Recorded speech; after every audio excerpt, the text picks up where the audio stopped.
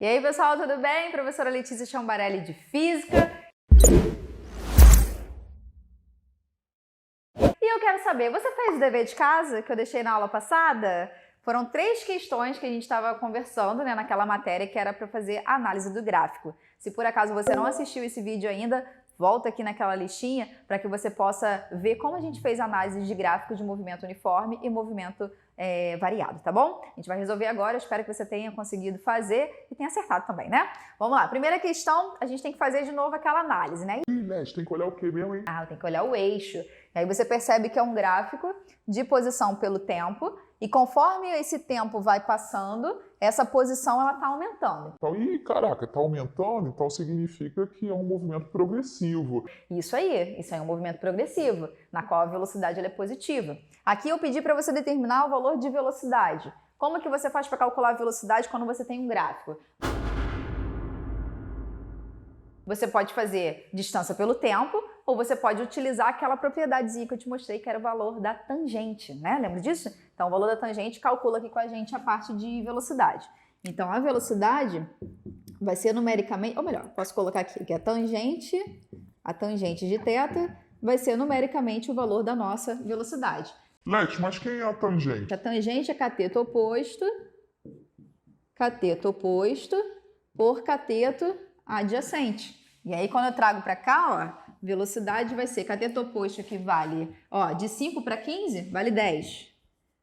E o cateto adjacente, que é o valor do intervalo do tempo, vale 2. Então, isso aqui pra gente vai dar 5, como esse carinha aqui é metros e esse aqui é segundos, essa unidade aqui vai ser metros por segundo, tá bom? Então, bem tranquilo para você calcular esse valor de velocidade quando você tira propriedade de tangente, tá bom? Caso fosse uma reta decrescente, ainda assim daria 5, só que aí seria menos 5, por conta de ser um movimento retrógrado. Esse movimento aqui é um movimento progressivo, tá bom? Velocidade positiva.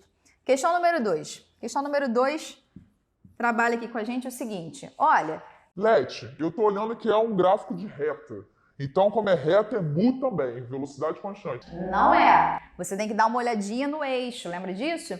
Então, ó, velocidade pelo tempo. Eu reparo que o tempo está passando e essa velocidade ela está aumentando. Como essa velocidade está aumentando, então isso aqui não é movimento uniforme. Isso aqui é um movimento variado. No primeiro caso, é movimento uniforme. No segundo caso, é um movimento uniformemente variado. Repare que o tempo está sendo dado em segundos, sistema internacional, mas a minha velocidade está em quilômetros por hora.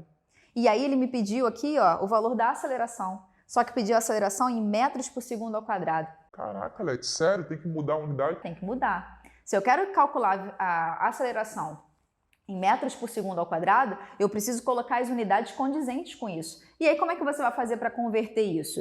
Bom, de quilômetro por hora para metro por segundo, basta você dividir o valor dessa velocidade por 3,6. Quando você divide 72 por 3,6, esse valor aqui você troca para 20. E aí fica mais fácil de você fazer a sua continha.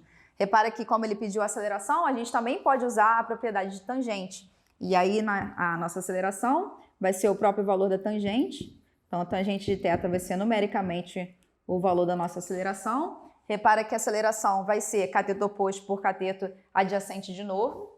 Quem é o nosso cateto oposto? É o valor, aqui o ângulo, ó. Cateto oposto vai ser 20, cateto adjacente 10. Então vai ficar 20 dividido por 10. Quando eu simplifico aqui, isso aqui vai dar 2 metros por segundo ao quadrado. Qual o significado de 2 metros por segundo ao quadrado? São 2 metros por segundo a cada segundo.